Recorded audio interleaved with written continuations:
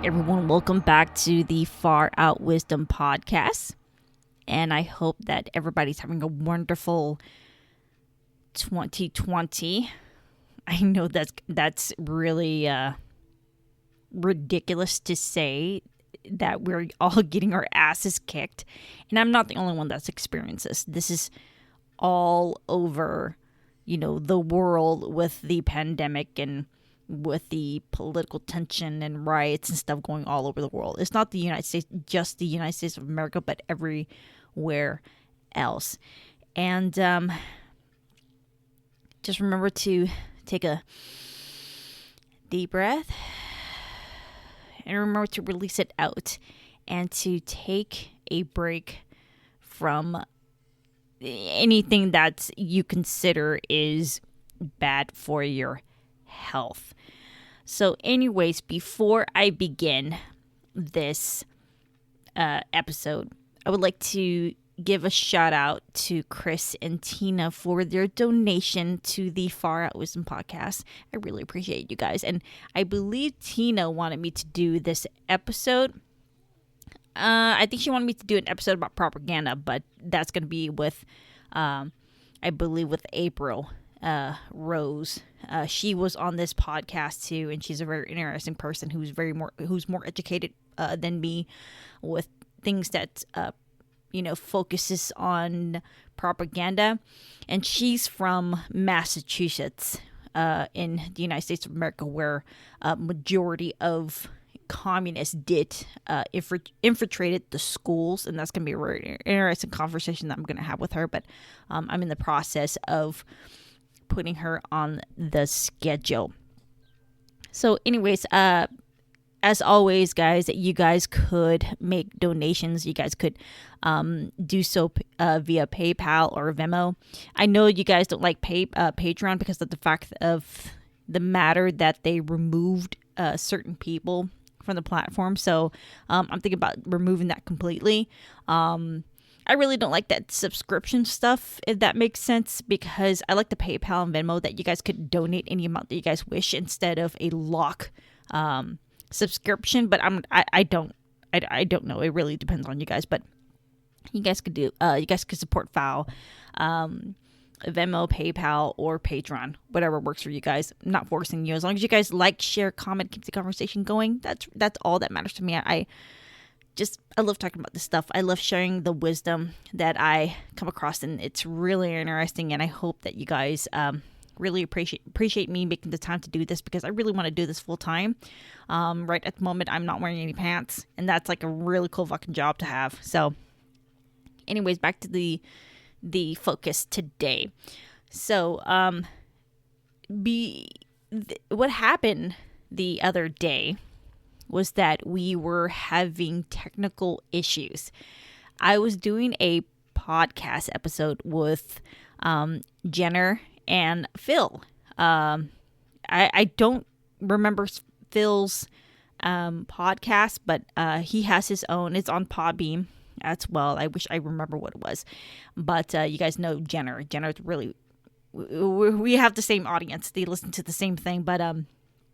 we were using Squadcast. So Squadcast is like Zencastr. If you guys are not like podcasters, you guys probably don't know what we were talking about. So Zencastr and Squadcast is a software that we use that it's made for podcasters to use when they want to interview each other through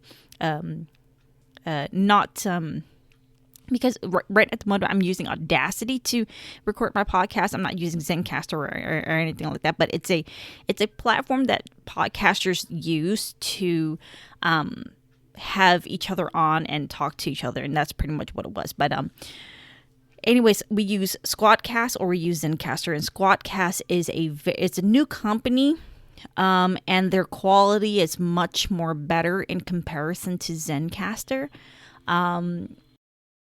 But the fact that it was it was suspicious, so we knew something was wrong. And Jenner pays for his bills, and a lot of people asked us the moment that we said that we were canceled. They're like, "Did you pay your fucking bill?" Of course, we pay our bill. You know, we keep. I'm a person. If you guys if I ever had the opportunity to show you guys my schedule, I'm very organized in comparison to Jenner. But Jenner was right. He took a screenshot of his amount of time that he had, and he had enough time, guys, enough time, and it was just really, really fucking stupid suspicious. And so we were talking about like the social justice, and we were basically criticizing and making I guess we were just like having just a discussion about, you know, the state of things. And so for some odd reason, guys, for some fucking odd reason, the time literally just went like to zero. And with Squadcast, we pay about $20. Each of us pay $20 for our own subscription because we're separate podcasters. And we get about like 5 hours. And we didn't talk 5 hours at all. We talked about like 2 hours and like 15 minutes, and that's pretty much it. And I'm not really sure Jen is going to release that. But if you guys listen, it was just like we had so much technical difficulties. Everything was like dropping every single time. And it's like the connection between all of us. Phil was the one that was getting kicked majority of the time. And like it was just really... it was just really suspicious. And so we all cancel our subscription to Squadcast. I have about 5 hours. I'm probably going to use it with April, but I'm not really sure what we're going to do. But we know for sure it was due to the fact that we were having that kind of conversation. And nowadays, even criticizing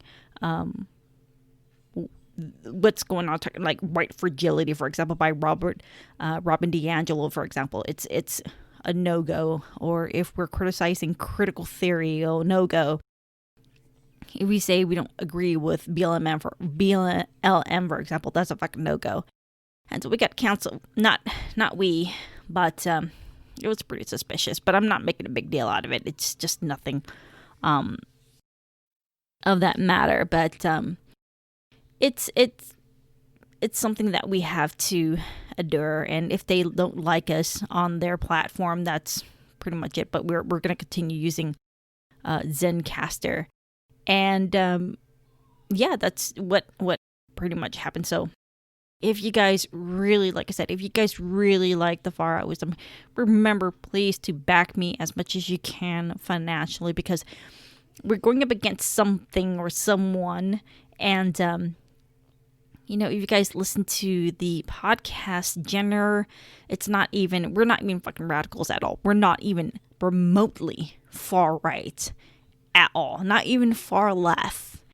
And we got, you know, kicked and booted for questioning this. And even the thing is, it doesn't matter what political spectrum you are, but if you open your mouth and say something that they don't agree with, they're just gonna fucking remove you. And that's how it is. And it's scary, guys. I don't give a damn if you're right or left, guys. Say something.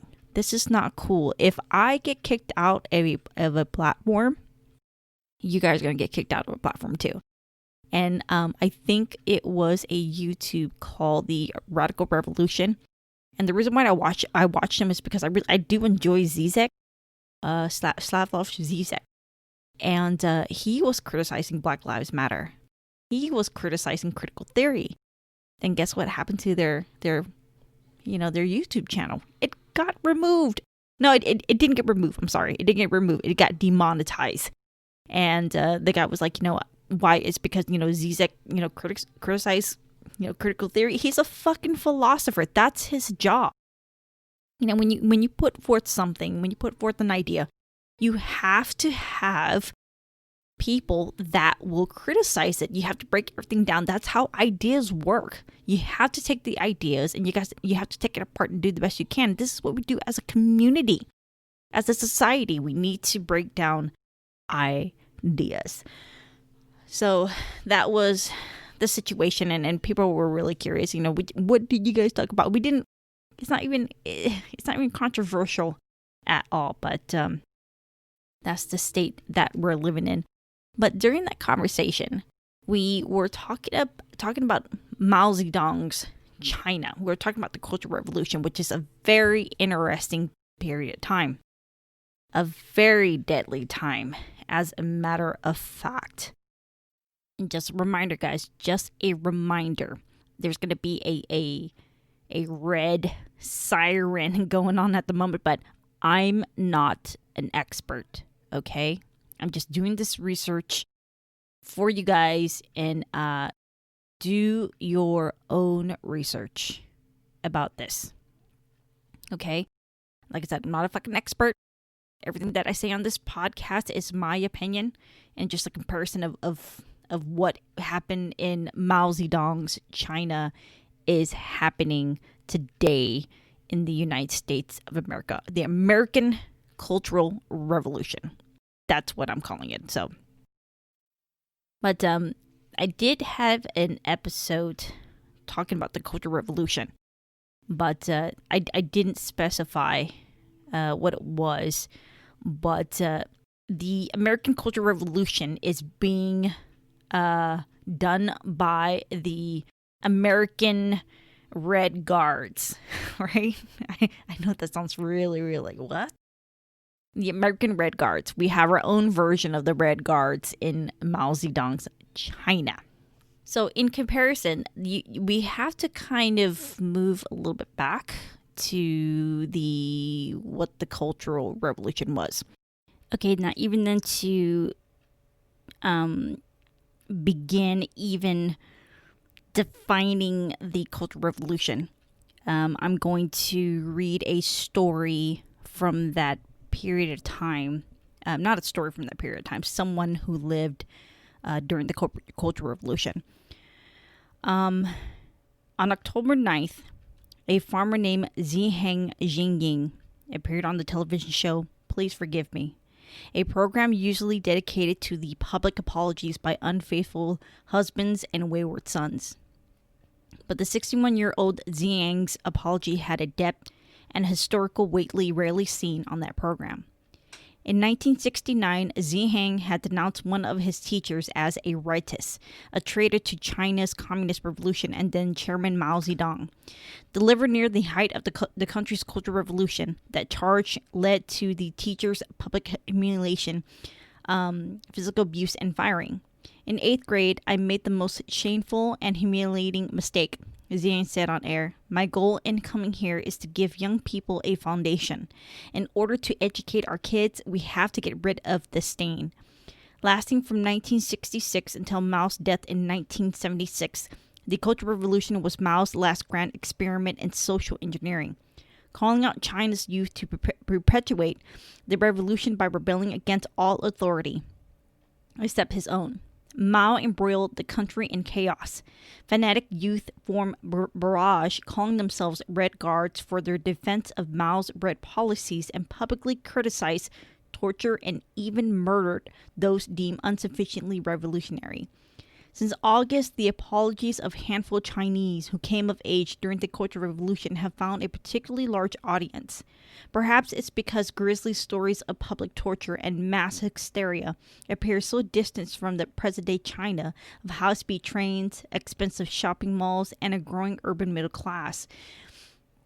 But for decades after Mao's death, while the Communist Party officially declared the Cultural Revolution a mistake, there's been little public reckoning with that shameful period, and officials have steered clear of any detailed accounting of responsibility for the crimes engendered.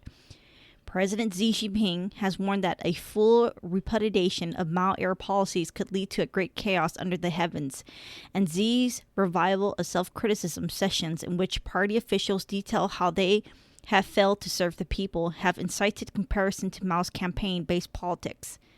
While the party has chosen to selectively forget the most gruesome excesses of the Cultural Revolution, some ordinary Chinese are pushing to reveal the gruesome and extremely personal cost of the Cultural Revolution. Using blogs, paid advertisements, and television appearances, some participants in the horrific crimes of the era have begun publicly apologizing to their victims and calling on their countrymen to do the same. The most shocking story to emerge during the recent wave of apologies came from lawyer Zhang Hongbing. In 1966, at the age of 13, Zhang joined his school's Red Guard unit, making him a foot soldier in the struggle. To persecute those who deviated from Mao's orthodoxy.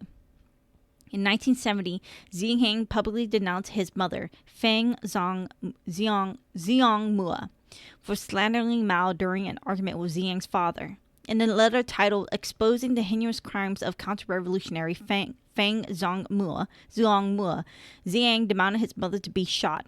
Several weeks later, she was publicly executed. Beset by grief since 2009, Zhang has waged a public campaign to have his mother's grave protected as a historical relic, and has repeatedly discussed the regrets and nightmares that he says have haunted him for decades. I'm proud of having a mother with the spirit of an independent thought. I'm willing to dissect my own humble soul out in the open in front of everyone, and to repent openly for my mother, whom I denounced and sent her to her wrongful death, Zhang told Xinmin Weekly, a magazine that covered politics in September. I want to make people reflect. Why is it that mainland China, we saw that the tragedy of husbands and denouncing their wives and children turning their mothers into die horrible deaths? How can we make sure this tragedy never happens again? As Zhang reflected on that question, additional high-profile apologies emerged in print and on the web. In August, Chen Zialu, son of Chinese Revolutionary General Shen Ji, apologized publicly and in person to teachers at his Beijing middle school, whom he had subjected to struggle sessions, a form of humiliation popular during Mao's rule that generally involved intense public shaming and beatings. In October, Chen even organized a class dinner so that he and 14 other students could apologize to a large group of teachers and administrators. Other former Red Guards have used paid print advertisement to detail the crimes and express remorse.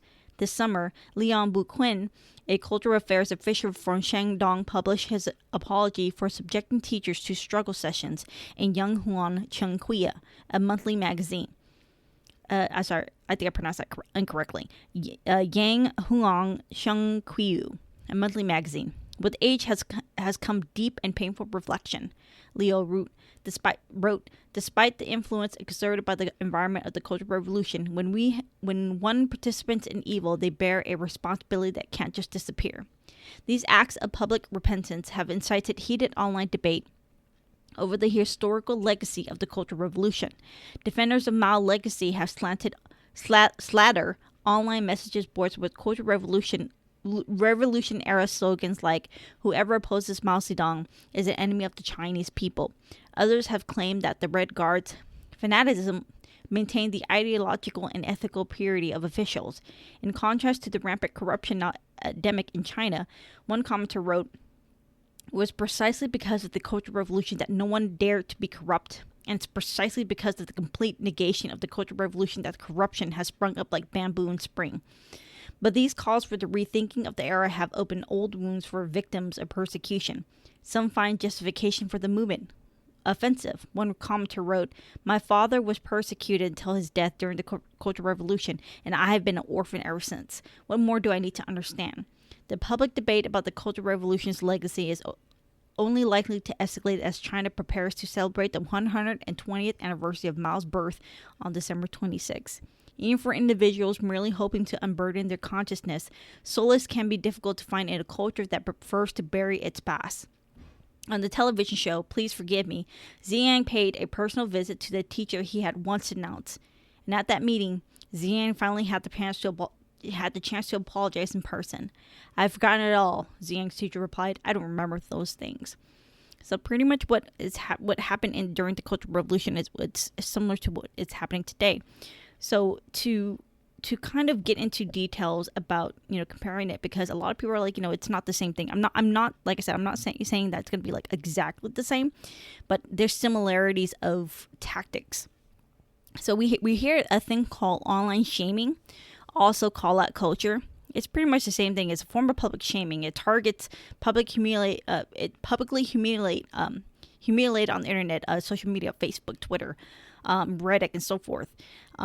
And it's pretty much online shaming. It's doxing, call out, shunning, negative reviews, and revenge porn. It's pretty much the same thing. And during this period of time, the modern day left, they shame you for not being lefty enough. It's pretty much the same thing that's happening, if you compare it to during the Cultural Revolution to what is going on now.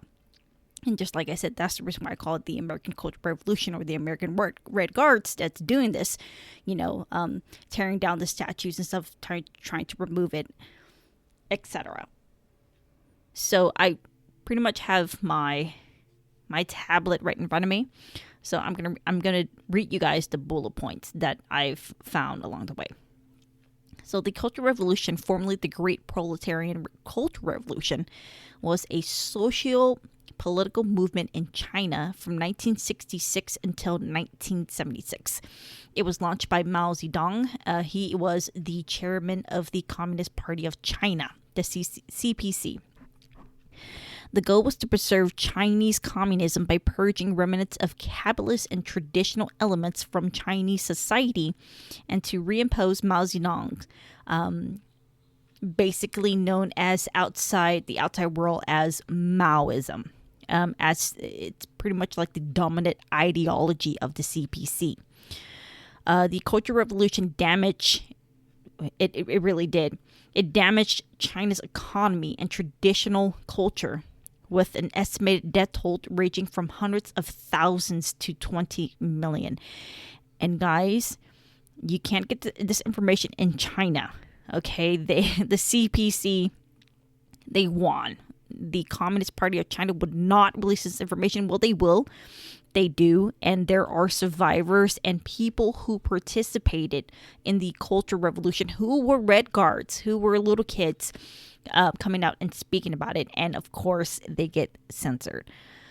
And then, so this continues on. It was put forth in August of 1966.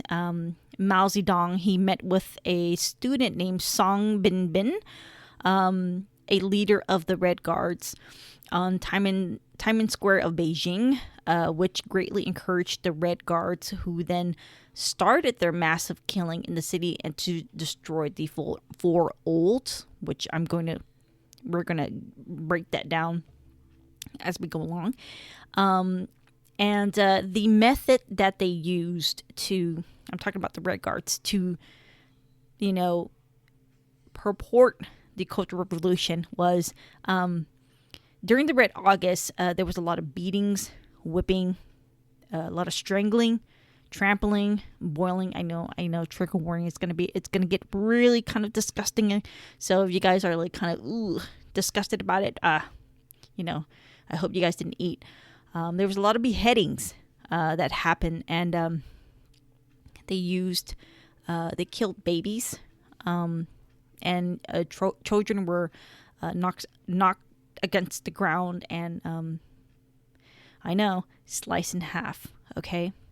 Many people, including the writer Lao Shi, committed suicide after being persecuted during the massacre.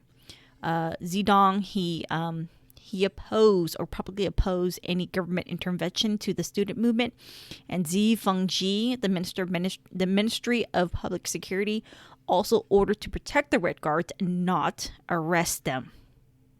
Okay, they were told, Mao Zedong told Feng Shi, hey, don't fucking arrest these students, no matter if they're strangling, beheading, or cutting babies in half.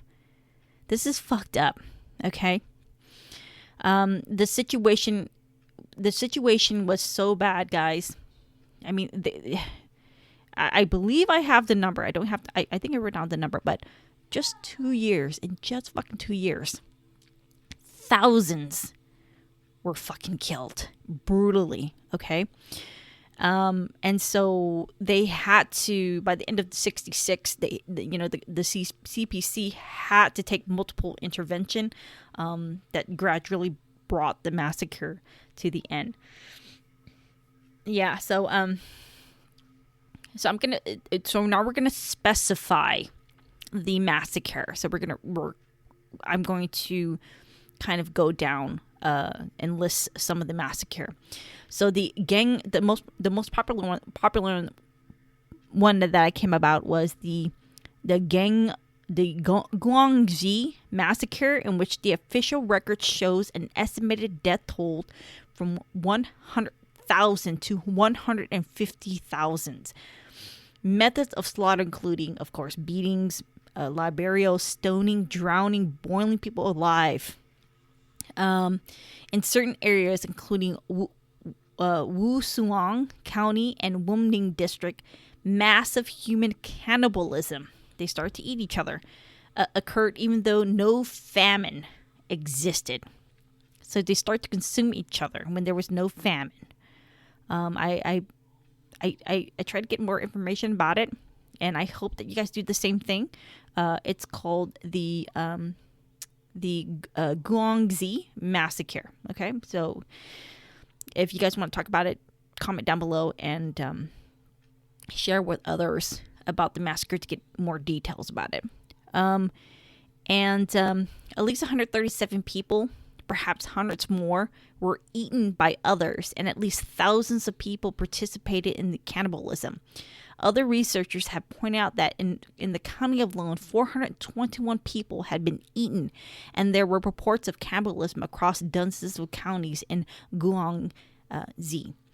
And then the list of massacres that happened during the Cultural Revolution was the Inner Mongolia Incident, the Guangdong Massacre, the Yun Nen, I think I'm pronouncing this all correctly, the Yun Nen Massacre, the Hunan Massacre, the Ruiji Massacre, and there's many more. So the Red Guards, what they did was that they destroyed historical relics, artifacts, and ransacked cultural and religious sites. In the 9 black categories. And this was an interesting conversation that I had with somebody on Facebook that's a friend of mine, a good person. And they were saying, well, the American Cultural Revolution is not going to be the same as the Chinese version of it. And I said, sure, he has a point. See, with Americans, we have the fucking balls to shoot you if you dare to chew on our knee, okay? We're going to say, no, you're not going to eat me today, boo. Okay, because Americans were very aggressive. It's our culture, right? We are, even though we're from different races and cultures, Americans have something in common, and that is don't tread on me, fuck around and find out. And that's pretty much what most of Americans' attitude are, including mine. And, if somebody's going to like start fucking chewing on your elbows and shit, of course you're going to fucking shoot that person. It's not the fact that you want to, is that you do it in self-defense if somebody's going to try to chew on your ass. So that's, and I think that's what he was trying to say.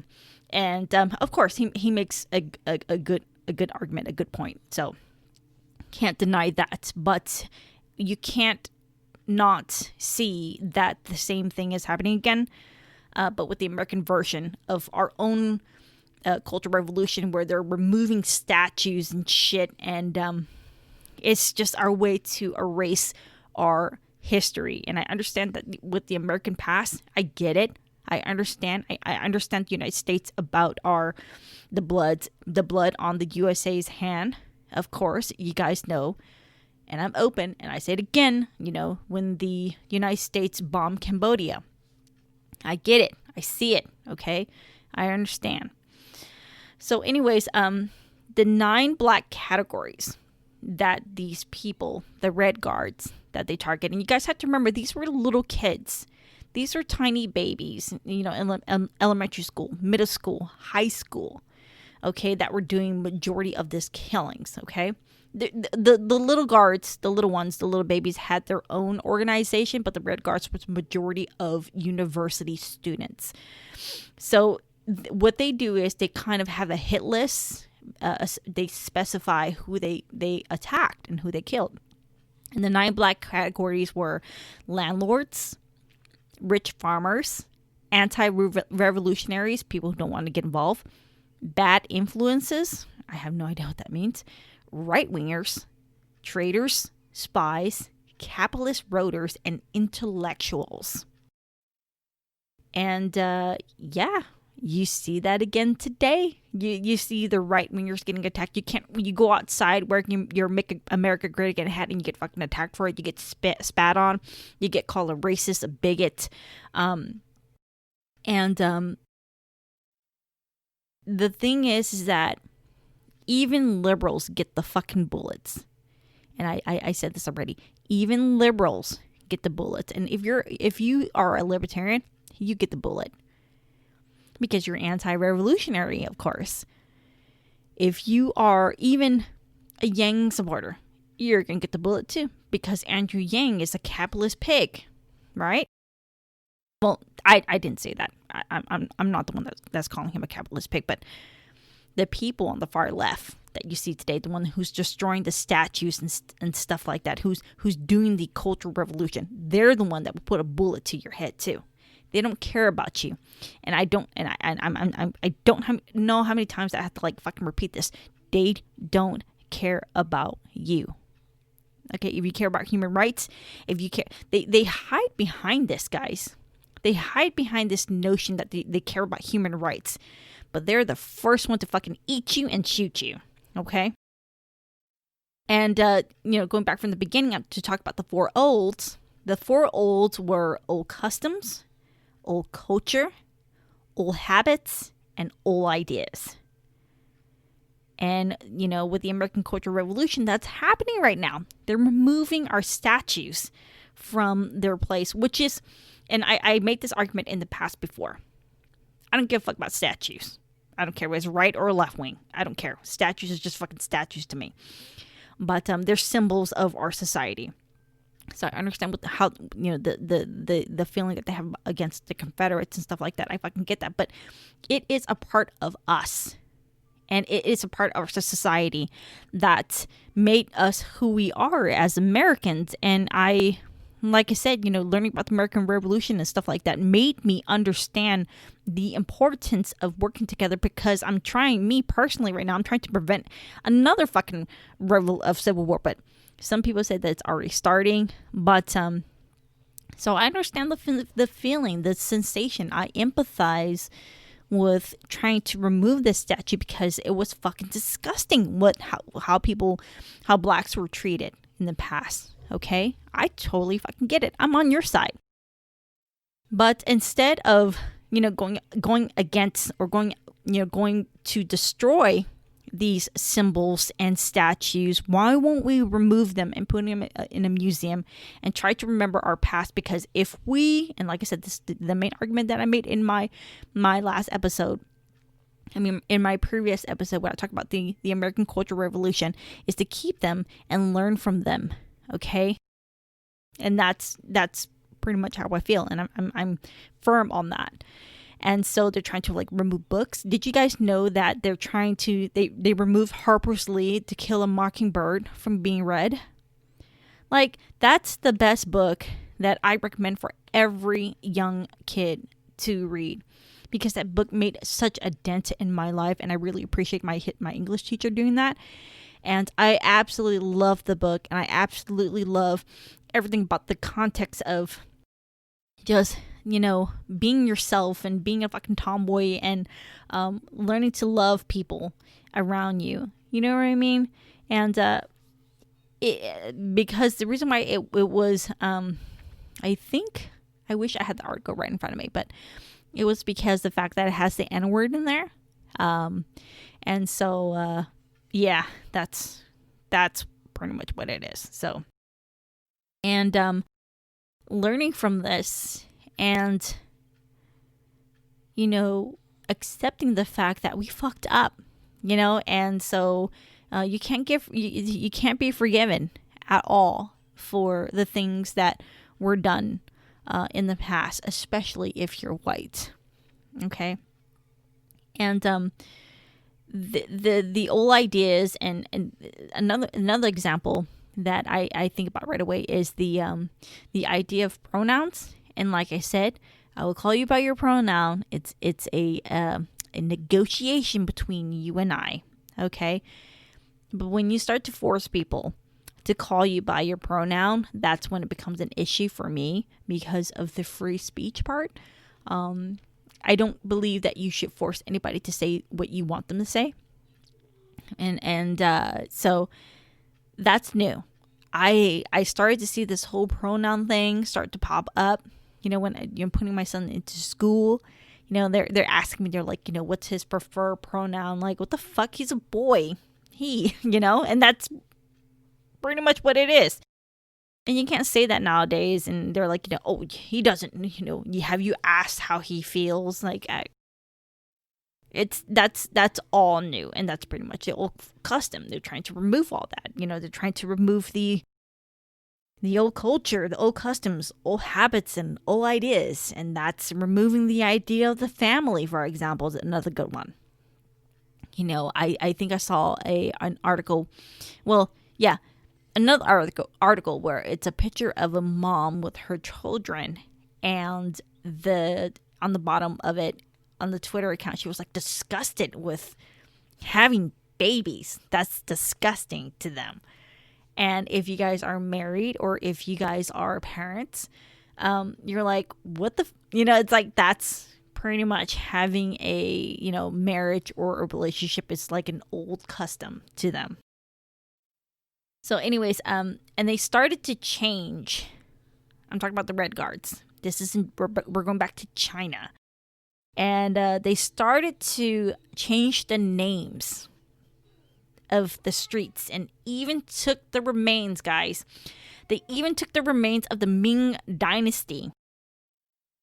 When Wanli Emperor at the Ming tombs, and the Red Guards, they dragged the remains of the Wanli Emperor and Empresses to the front of the tomb, where they pretty much denounce. Okay, they canceled and burn the body. I think it was just bones by now. Yeah. And they burned the fucking corpse of somebody in the Ming Dynasty. Come on, guys. Do you not see pretty much the same thing that's going on in America to what it's going on in China during the Cultural Revolution in the 60s? I mean,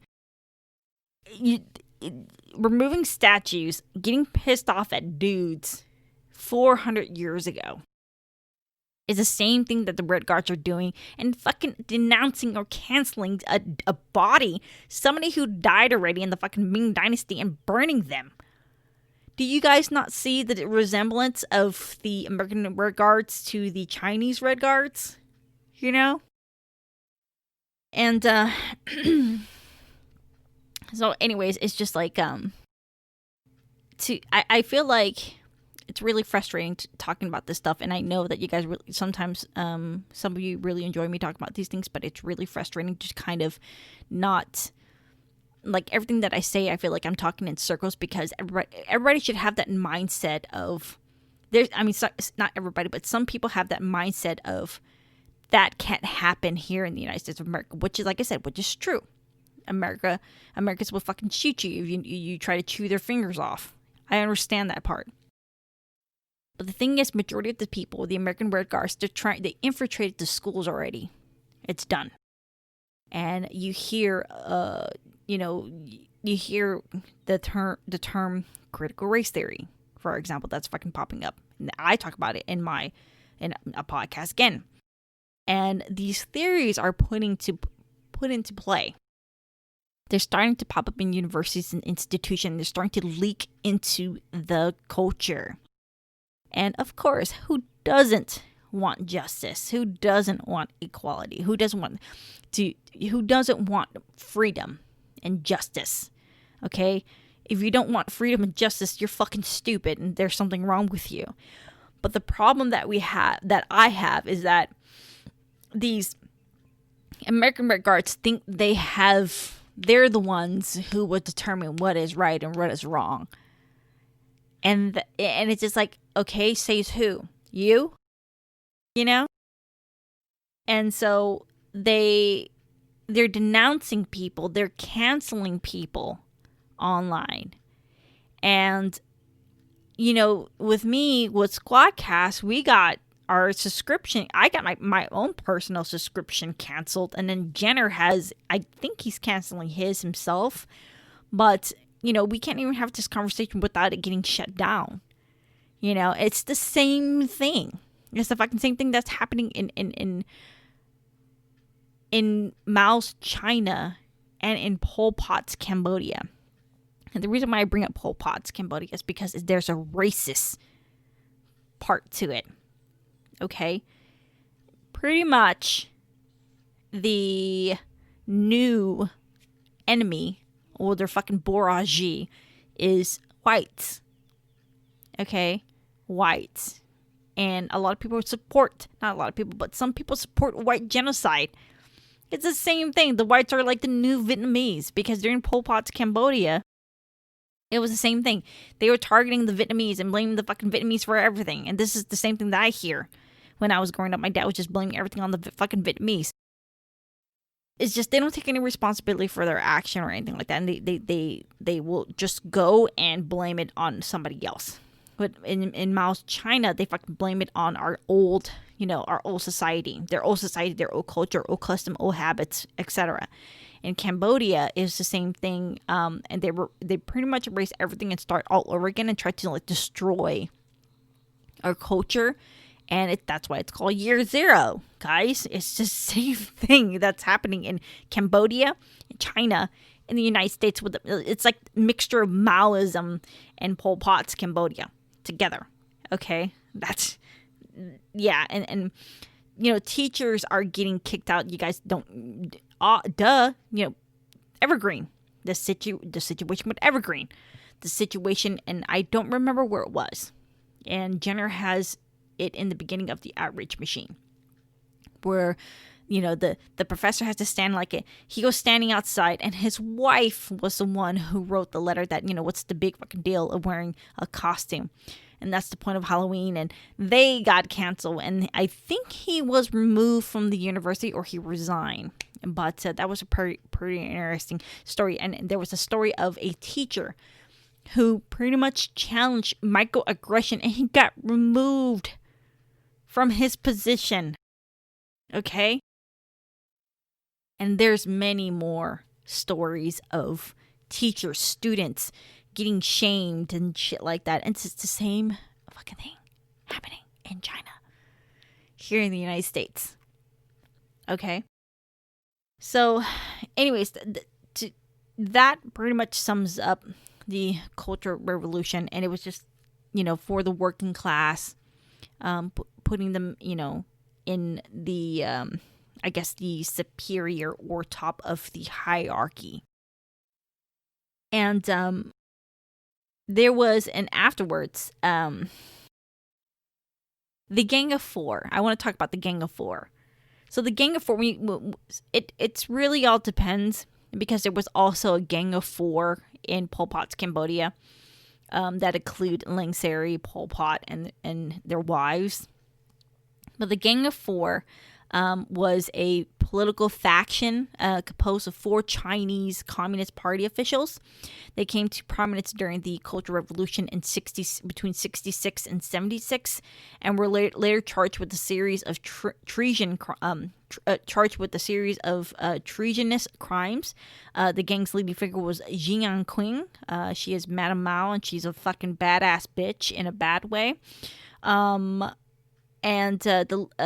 So she led the thing. Jiang Qing. She led the pretty much tried to overthrow him, and the other members was Ziang Shengqiao, Yao Wenyuan, and Wang Hongwen. And they pretty much tried to overthrow him, but was unsuccessful in doing so. And Jiang Qin committed suicide in jail. I don't remember what happened to the other 3. I believe obviously they got executed, but or in jail, in prison for life, because if you challenge the dictator, you get thrown to the fucking gulag. The gulag. Okay? So the things that we're seeing today is more like, it's like a race struggle derived from critical race theory, and it came from conflict theory, and that came from Karl Marx. And to me, I see it as it's like a, I know this sounds, like I said, I'm not a fucking expert, but it's just my observation of it. But it's like postmodernism with like a fucking mixture of Marxist Leninism, Maoism, Pol Pot's Cambodia, and like a fucking sprinkle of Pol Pot's Cambodia on top of the fucking ice cream. All right, and it's like I said, the Vietnamese is now the whites here in the USA, and to kind of break it down a little bit more further, is that conflict theory, it was very influential in modern and postmodern theories of sexual and racial inequality, peace and conflict studies, and it's like many varieties of identity study that have that rose across Western academic in the past several decades, right? In CT, or conflict theory, like I said, it was put forth by Karl Marx, and the theory is that the state is in a constant conflict. It's because of competition due to limited resources, and then conflict theory holds that like the social order is maintained by the dominant power.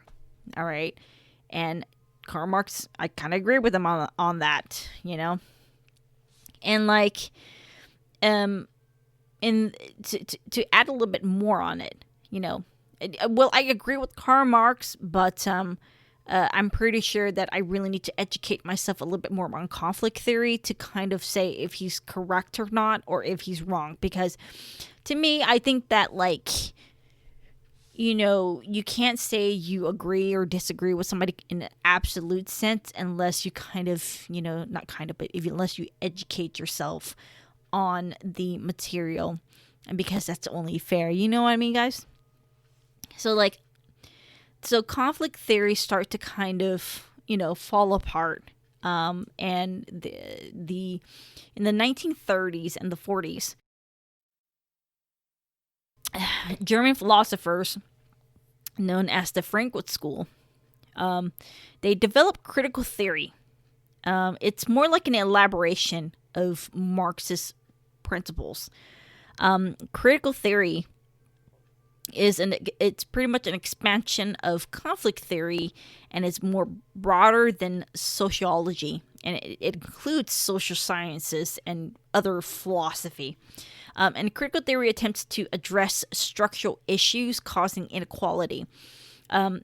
It must explain what's wrong in the current social reality, identify the people who can make changes, and provide practical goals for social transformation.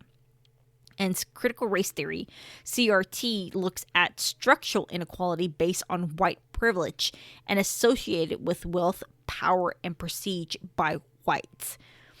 The Frankfurt School of Marxist critics include, I can't pronounce this, I'll pronounce their last name. It's Lucas, Horkheimer, O'Donnell, and Marcuse. And pretty much their agenda, their end goal, to summarize it the best that I can, was to basically mix Marxian economic theory to Freudian psychoanalytic theory, to explain the rise of fascism, and the reason that the communist revolution was not taking place in Western democracy as been predicted by Karl Marx. And pretty much they wanted to make it visible of the under-examined, or the the hidden presuppositions or like assumptions of power dynamics, for example. Society in question, criticize, and especially problematize them. So the issue of power dynamics, social, societal stuff, like especially inequality, you hear it a lot, social justice, inequality, and all that. And it's pretty much the Common Revolution has not come yet, have not yet successfully spread throughout the West. Is that something in liberal Western culture must be preventing from communism from happening. And pretty much the goal of the critical theory in that sense was to identify what those issues were and find a way to dismantle them, to bring forth a communist revolution. And you see this a lot in, queer theory, fat studies, disability studies. And it's a whole lot of, crap that came forth from it. And to be a little bit honest with you guys, I totally get, and I highly recommend you guys watch Herbert Marcuse. There's a good documentary about him on YouTube. And Herbert Marcuse, I have his book, One Dimensional Man. I think that's what it's called. Oh my God, I shouldn't do that. I shouldn't have my fucking books, but I believe it's One Dimensional Man. I don't have a Jamie. Let's see. Herbert Marcuse. That's book. My internet's really slow today. It's, internet start to kind of mess up when it's hot.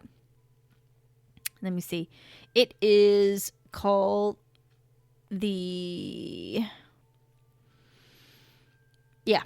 Dimensional Man. Okay, I was right. And I would say Marcuse is probably my favorite person to read. And just because, and this is what I was talking about the other day about Noam Chomsky.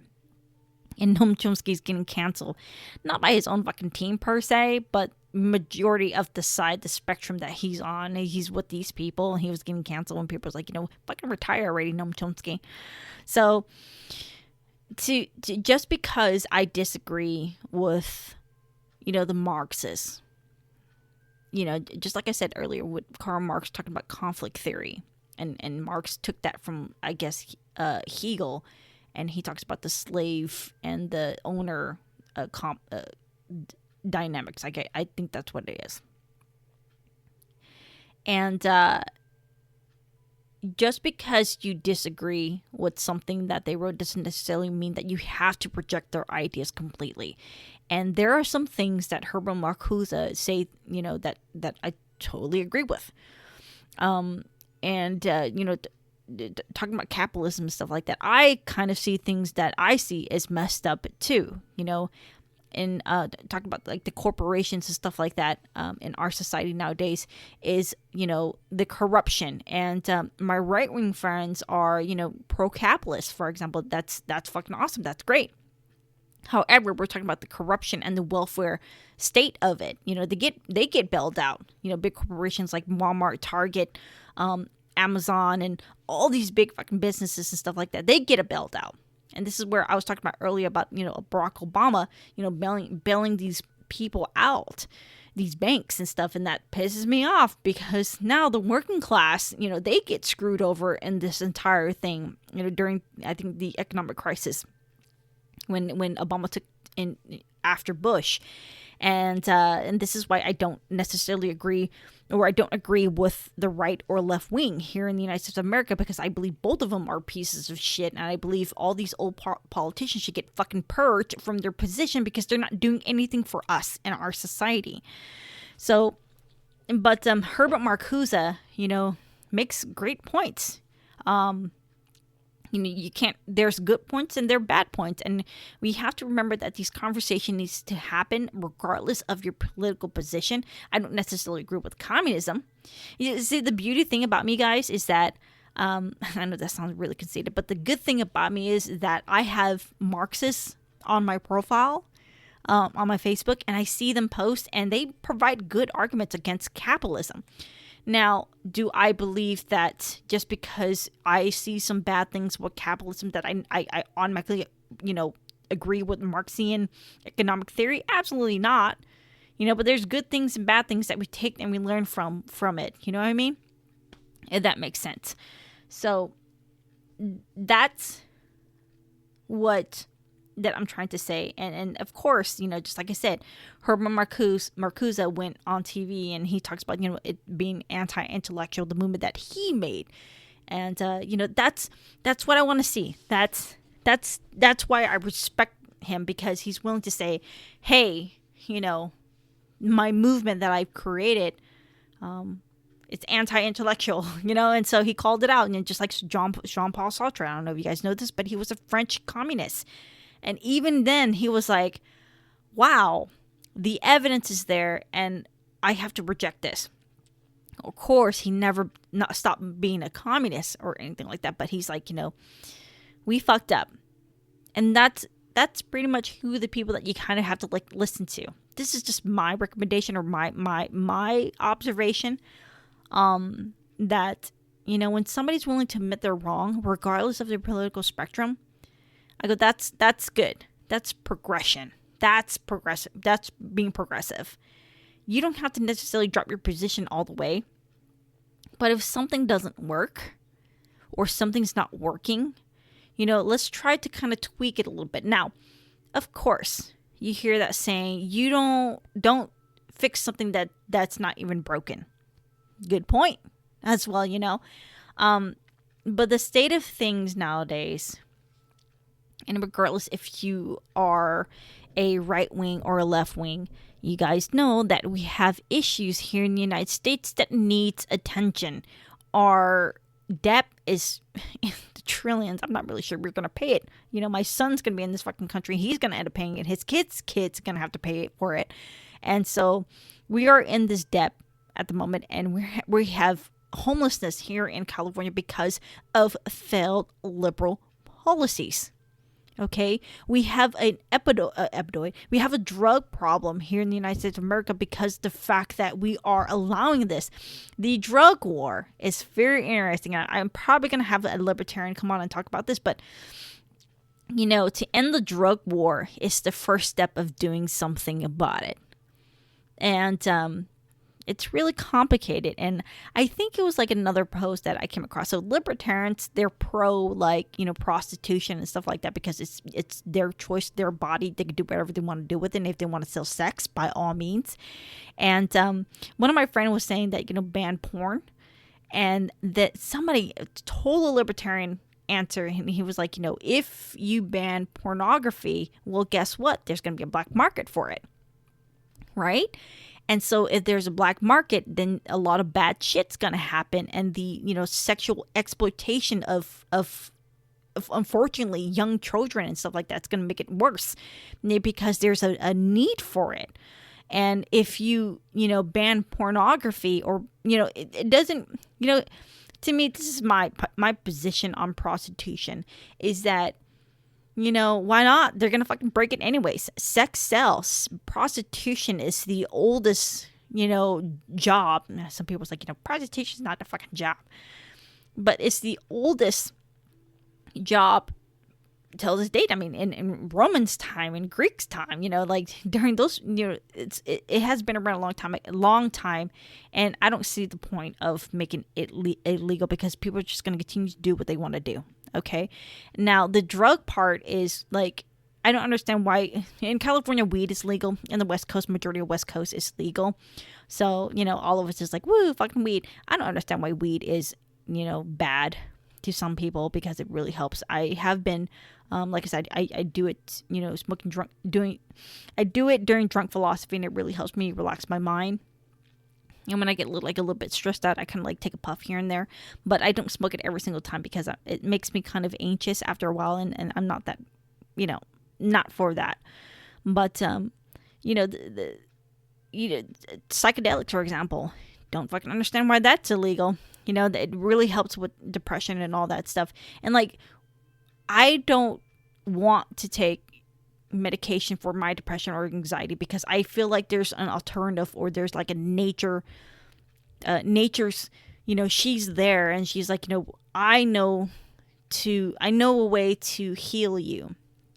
And so, it's old. You guys know what I'm saying? Like this whole political game of right and left is fucking old. And I know this kind of is going to sound really mean and messed up. But we made the American Red Guards that we see today because of how fucking shitty we are to each other. Okay? It's to the point where they want to remove everything of our history, the American history, because of how bad, we are to each other. And I'm not saying that you should not forget and you should forgive right away. I'm not saying that. But what I'm saying is that the American Red Guards is there because they're indoctrinated, for example. So this is the fault of the fucking left. Because when you don't have right wings to come and counter your arguments or your idea, you create a fucking echo chamber, and you make the American Red Guards too, because it's not fair. This issue that we see today it's basically the right and left not coming together because boom, you made these young kids, and we're fucking up our young generation. We are, and it makes me angry because majority of this young generation. So there's a viral video of I believe it's like a socialist convention, and they were like, snapping their fingers, tapping their hands and stuff like that, because it makes me angry. It's because you fucking Red Guards or you communists are taking advantage of these poor kids, these people with disability. You're using their sexuality, you're using their identity, their sense of self as a weapon to bring forth your stupid fucking communist revolution in Americas. And of course, I understand that people are going to say, oh, well, you're fear-mongering. No, the evidence is there.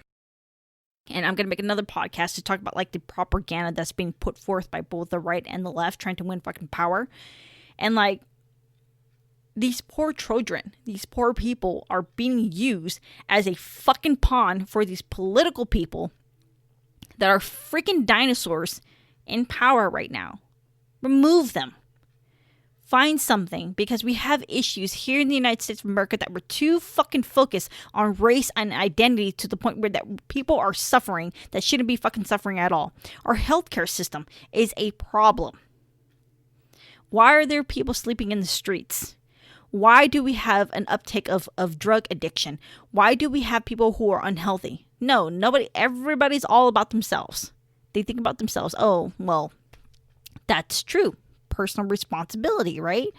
And so when you have personal responsibility, there's some things people cannot control. And this is the I believe the thing that Eric asked Dr. Peterson in Dave Rubin. He asked, well, what about things that, the individual cannot control, like the economy, for example? They can't control that, right? And so like, for instance, when you are schizophrenic, for example, you cannot control it. You can do your best that you can to take medication, things like that, but then you're going to have an episode where you're going to break out of it. There's some things, this is the Stoics, there's some things you can and some things you cannot control. What if the things we cannot control is the one that's making everything worse for everybody else, right? And so we're talking about personal responsibility in the individual level, but what about personal responsibility? What about responsibility for the collective level? Why are we treating each other like this? Why are we doing this to ourselves? And guess what? We bred these kids to do the things that they do. Activism, stuff like that, because they're fucking sick and tired of seeing injustice happening. And you guys have to admit it, injustice is happening. America is not necessarily like this fucking perfecto society, and God bless the USA, right? I say it too. I'm very happy that my parents brought me, in the United States of America, because I have the constitutional right to speak my mind and things like that. And the things that I'm given, the freedom that I have, I totally understand that. I'm not unpatriotic or anything like that. I'm not saying that I hate America, United States of America, or anything like that. But what I'm saying is that we are so focused on protecting our tribe that we're letting people are suffering in the process, the middleman, the people that are innocent in this whole entire thing. Okay? Talking about, like, for example, critical race theory, which I think is fucking disgusting and stupid, for example, blaming it on whites. Let's put white people at the bottom of the fucking hierarchy. Like, I don't understand that shit, fighting racism with racism. I don't get that shit. It doesn't work in my liberal brain. I don't understand that at all. And so the far left is making it harder for people like me. The far right is making it harder for people like me. It's like I feel like we're in a circle of things, and that these destruction of our culture and our principle and things like that, it's a mixture of everybody. And you remember when I talked about Pol Pot's Cambodia? The first thing, and this is why I feel like I have to answer this. I have to say something about it. It's because I'm Cambodian. And the moment that I say that I'm Cambodian, everybody ears just perk up. And they're like, oh, the Cambodian genocide. That's the first thing that pops in your fucking head, right? I shouldn't say fucking head. That's the first thing that pops in your head. That's the first thing you notice.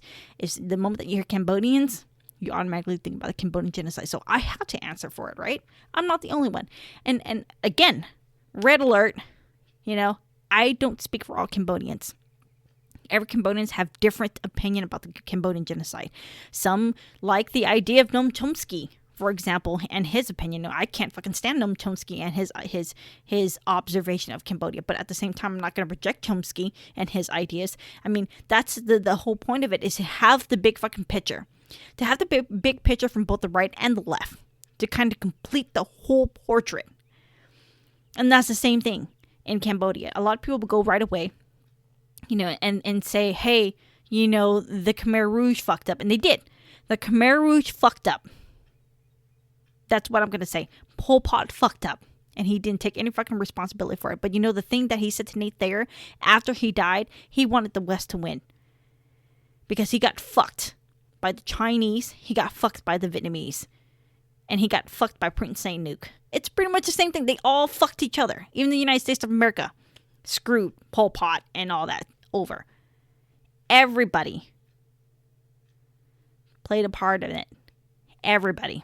The United States, the Soviet Union, China, they all played a part in it. Of the destruction of Cambodia. And this is what's happening today. And this is why I brought up Pol Pot's Cambodia. Because everybody it's the responsibility of everybody that this youth, they're so angry. Well, what's going on? And we're not listening to each other. We're all like constantly just butting heads. The fucking donkey, the jackass versus the elephant. Just constantly just bumping heads over and over and over again. And I'm a little more critical of the left. And the reason why I'm more critical of the left is that you are a party that states that you fight for compassion, that you fight for the working class, right? But you don't.